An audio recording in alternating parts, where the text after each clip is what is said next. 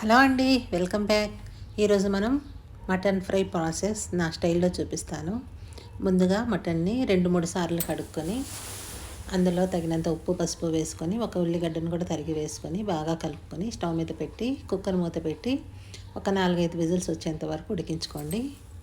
Mutton ఉడికేలోపు నేను చూపించిన ఈ మసాలాలన్నీ మిక్సీ పట్టి పక్కన పెట్టేసుకోండి.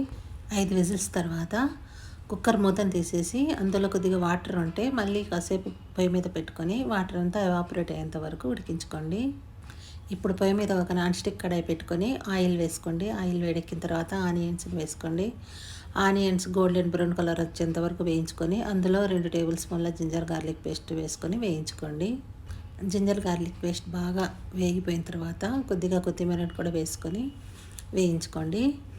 అవి కూడా బాగా వేగిపోయిన తర్వాత ఇప్పుడు మనం ముందుగానే ఉడికించి పెట్టుకున్న మటన్ని వేసుకొని బాగా మసాలాలో కలుపుకోండి.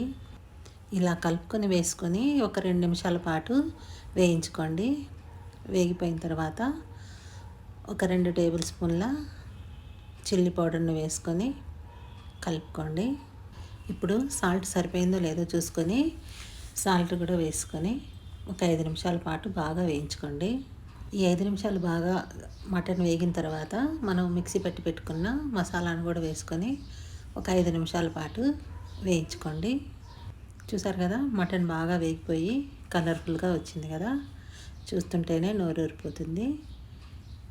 చూసారు కదా, పొడి పొడిగా ఇలా బాగా చక్కగా అయ్యేంతవరకు వేయించుకోవాలి.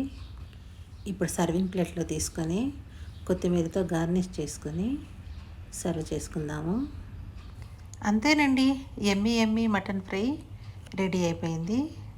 చూసారు కదా ఎంత టెంప్టింగ్గా ఉందో, చూస్తుంటేనే నోరు ఊరిపోతుంది కదా. మరెన్నో ఇలాంటి వంటకాల కోసం నా ఛానల్ని సబ్స్క్రైబ్ చేసుకోండి. సబ్స్క్రైబ్ చేసుకొని బెల్ ఐకాన్ని క్లిక్ చేయటం మాత్రం మర్చిపోకండి.